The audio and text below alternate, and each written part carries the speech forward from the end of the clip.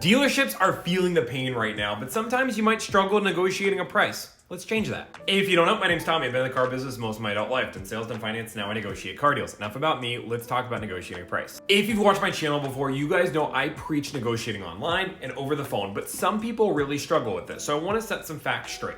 First off, you have to remember 10 to 20% of dealerships just won't negotiate online. It's just their business model, they won't do it. And we don't want to work with those dealerships anyway because there's normally something they're hiding and they want you to come in store to see it. Now for the other, let's just say 70% of dealerships, I understand that's not the math, but hear me out. 70% of dealerships are going to put a barrier up. A salesperson is trained to get you in store no matter what. That is their goal. They probably have an appointment schedule they have to do with their manager. They have to set X amount of appointments today. A salesperson goes through multiple hours of role playing because they don't want to sell a car over the phone. They lose money, there's competition, and the dealership is going to be more profitable and have a higher chance of closing that deal if you're in store. So because of all those reasons, it is not meant to be super easy for you to get these numbers over the phone. You have to say the right things. Before we go any farther, I want to make sure we're on the same page. This negotiation strategy works anywhere across the country. I've been blessed to negotiate car deals for the last year. I've negotiated almost every state. The only two states I can't say with confidence is Alaska and Hawaii, and maybe those don't work there. I just don't know.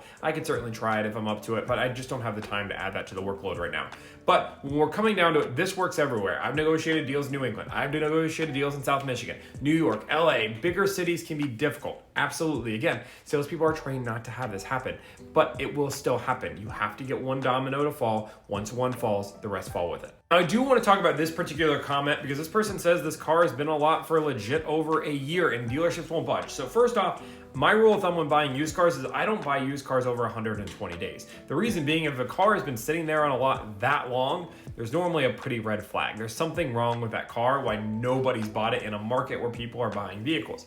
On top of it, if a dealership is sitting on a car for over a year, it means they keep discounting the car. Dealerships don't just say, hey, I bought the car and I'm selling it for 38 and they keep it that for a year. Dealerships do discount over time because they need to get rid of the inventory and they understand that. So there is a certain point, once a car gets to like 120 days, 140 days, and maybe a dealership gets really desperate at some point, but they will price their car as already a loser, as they're already losing money. So that's probably what's happening here is the dealership's already losing money and they're afraid to lose more. Yes, there's a situation if you keep waiting, the dealership might lose more, but again, I wouldn't even be looking at this car. If it's a year old and they won't budge on price, there's probably a darn good reason. There is something wrong with this car and the dealership's being stubborn. There are plenty of cars out there. Move on and find the next one. Sometimes you have to widen that search range, but that doesn't mean getting stuck on one car. When we're using this negotiation strategy, new or used, it doesn't matter. The whole point of this strategy is competition. Competition drives the price down. I tell my clients all the time, I am not looking for the cheapest car, I'm looking for the best car at the best price. And that means shopping around, sometimes widening your range.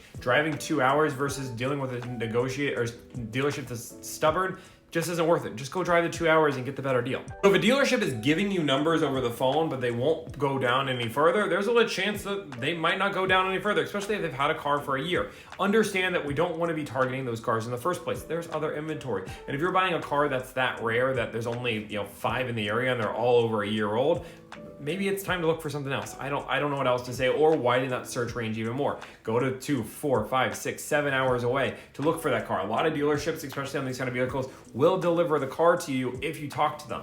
Again, set proper expectations, but realistically, find the best deal possible. I understand sometimes this can be hard, but I promise you it is easier than going in store and negotiating with dealerships where you're probably going to get screwed because these guys are very good at what they do compared to us that maybe buy 5 or 10 cars in our life.